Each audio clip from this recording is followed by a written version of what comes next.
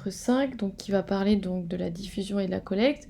Donc comme je vous avais dit, les premiers chapitres étaient par rapport à la conception. Donc là, en fait, notre questionnaire est fini. D'ailleurs, on peut aussi cliquer ici sur scénariser, ce qui amène au renvoi directement. Après, il y a différentes petites autres options qui sont cachées, mais ça, vous pourrez les découvrir au fur et à mesure. Et donc voilà, une fois que c'est fait, on arrive à la diffusion et à la collecte. Donc ça, je vous en avais déjà un peu parlé. On a différentes possibilités. Soit on clique sur ce lien et on peut remplir nous-mêmes directement l'enquête avec, par exemple, si on a quelqu'un au téléphone, on la remplit pour lui en fait, hop, et on continue. Et après, par contre, quand on fait valider, ça enregistre bien la donnée, contrairement à quand on est dans la rubrique conception et avec le test, ça n'enregistre pas les données. Ensuite, vous pouvez faire une campagne d'emailing. Donc là, en fait, vous avez juste à faire le mail et à mettre l'expéditeur, le message. Vous avez directement le lien qui est inscrit. Vous pouvez mettre le message que vous souhaitez avec les destinataires, l'envoi est suivi. Vous pouvez publier sur les réseaux sociaux, l'intégrer à votre site, créer un QR code, application mobile, panéliste, se dire, etc. Donc voilà, là c'est très intuitif. Et voilà pour cette partie qui est très courte puisque en fait tout est automatisé, donc ça va très vite.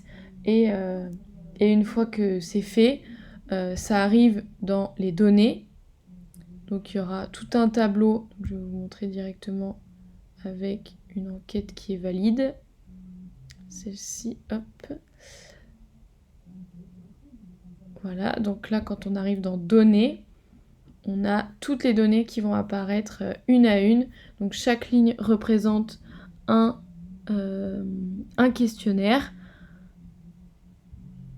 Donc vous pouvez visionner le questionnaire que vous avez rempli si vous êtes au téléphone directement en cliquant sur la petite loupe.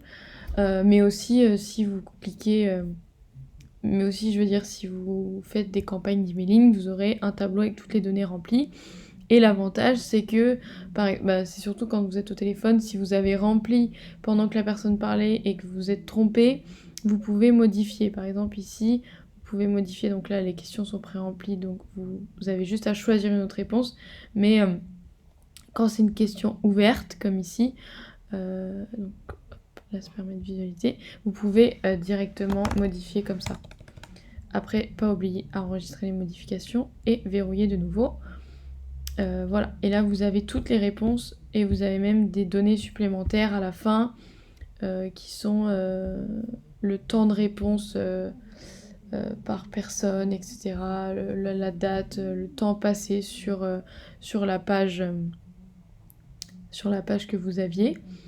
Et ensuite vous pouvez exporter le fichier en format Excel ou CSV. Ou après directement voir les analyses, les variables, choisir des strates. Ça c'est vous qui choisissez, il y a plein d'options. Mais voilà en gros pour ce qui est le plus utilisé dans la diffusion des collectes et les données.